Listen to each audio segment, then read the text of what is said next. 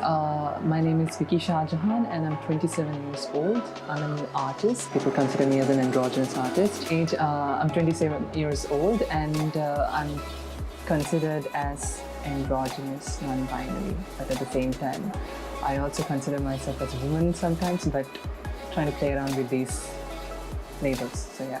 What does it mean to be non-binary? Yeah, well, it was quite challenging for me to be a specific person, because every time when it comes to a gender box, people ask me to choose, like you have to be either man or either woman. But it wasn't easy for me as well at the same time, because when you have to explain them, they wouldn't be able to understand how you feel and how you react and what you are actually going through. The moment I realized that I want to keep myself, the gender within myself, instead of explaining them, like let them figure out, let them I like confusing people. It's my thing actually. So it's quite interesting to play with people's mindset, like without acknowledging your gender, and it also builds curiosity and desperation to know. But it's challenging, but sometimes it's fun. Yeah. When I was a kid, when I was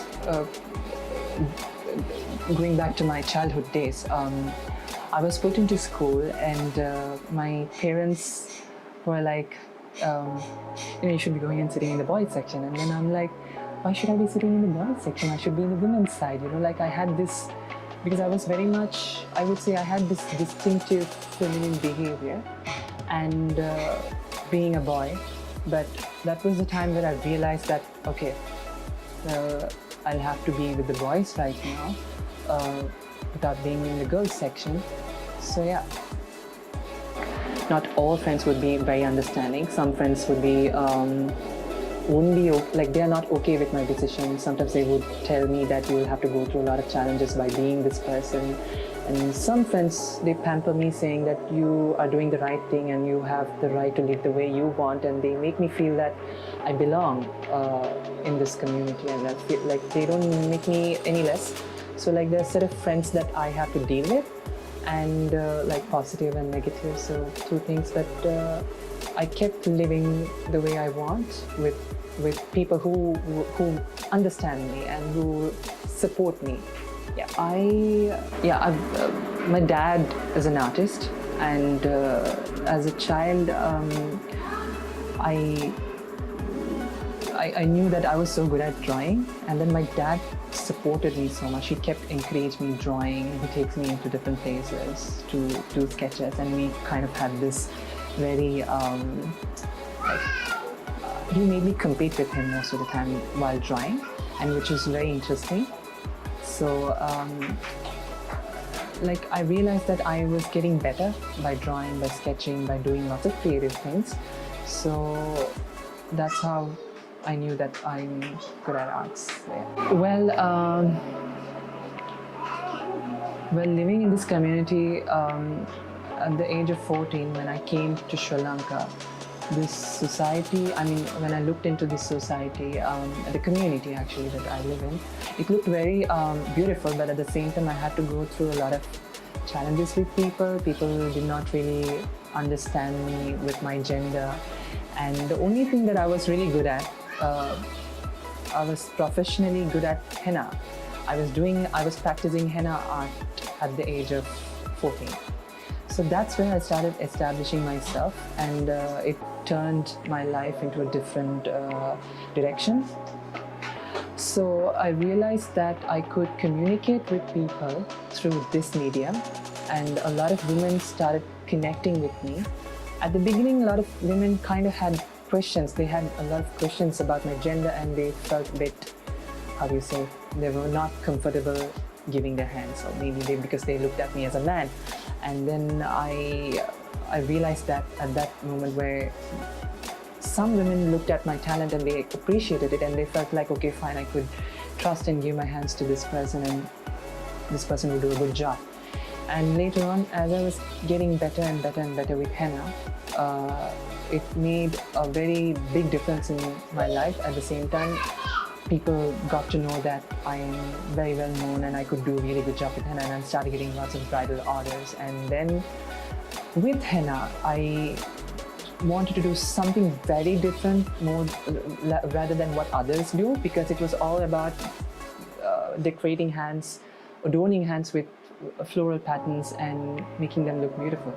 But for me, I every single time when I start doing henna, I get to listen to their stories, what kind of challenges that they go through in their life, the pressure of a woman actually, what they actually go through.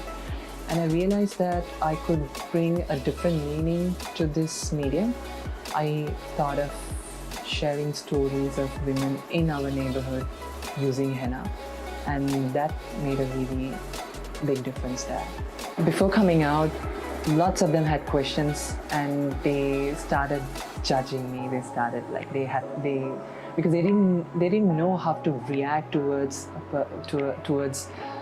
somebody who is really different, and my difference made them question a lot, and the way how I chose to live made them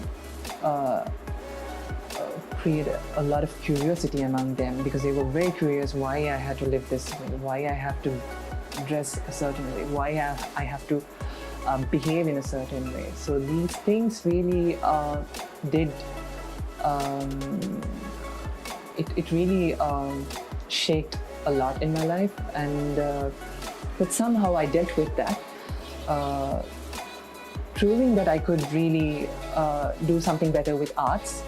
And that's how, I mean, my artistic personality made a very big difference in their lives, and that made them accepted me as a person, because they see as an artist, not as somebody different or somebody else. But right now they're also training to accept people with different gender identity, because they realize that they are even talented. They might be, they matter actually. So yeah. Oh yeah, I've gone through. How would you react to it? I've gone through a lot, but you know, I never take things too seriously, because sometimes I react in a sarcastic way. Probably if they're being too sarcastic about my gender, or if they start doing catcalling and all these things, I probably make them feel like, you know, that I'm strong. I don't want them to feel that I'm weak or that I'm threatened by them, because sometimes when you show your weak side, they might feel, okay, this is my target. So I never want to be a target for anybody. So the only thing that I thought that I could fight back is being who I am, and being this person with full of fun, energetic, and you should know how to tackle issues like that, being you know, like in a very creative way. So I try to deal things in a very creative way, and that made my life a little easier actually. So I never had to like equally fight or like raise my voice or question them in a very brutal way or something. I just handled it very smoothly with my personality. So yeah.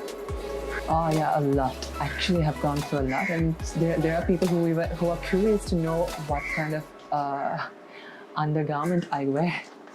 Sometimes it's quite funny that they ask these questions like, oh my god, like what do you actually wear? Do you wear a panty or do you wear an underwear? And then what I do is I raise my the inner garment and show them that, okay, this is what I'm wearing, and they get shocked. Like, oh my god, she's so explosive.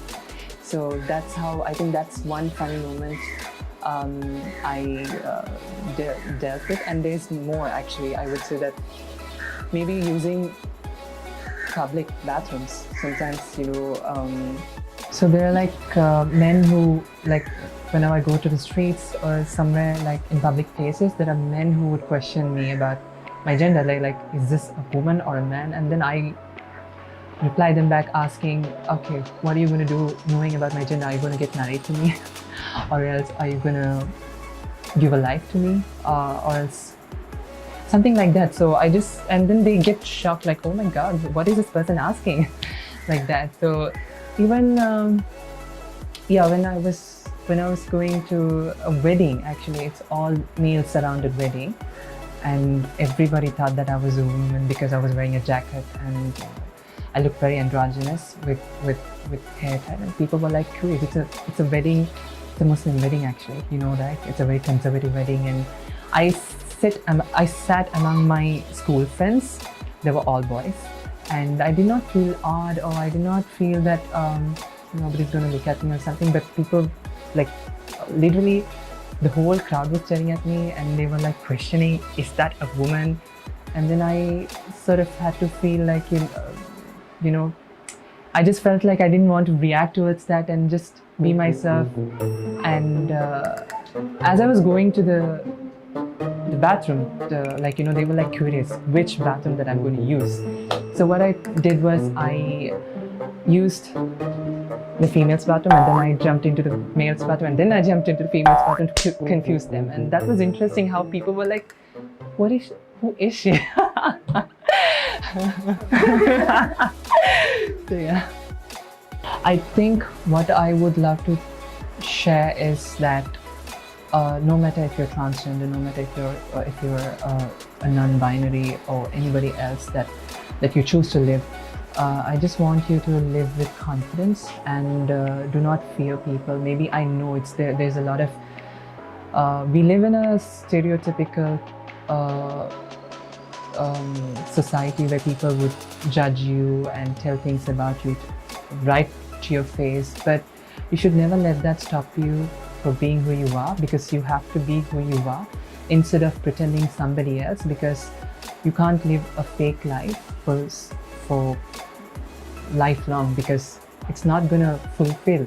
And make sure that you live your life with utmost happiness, and make sure that you make all, like, whatever you go through, try to make something, like, make it fun, make it memorable, and turn things into a very positive moment, because there are a lot of negative people who would try to create negative environment for you, but you don't let that happen. You have the power to create a positive environment, and believe in yourself that you could do something positive. Right now, where I live in my place, I have started doing lots of positive things because I believed in myself and with the talent that I have, and I proved everybody wrong. So that's how you have to live. That's my message for you guys. Support equality.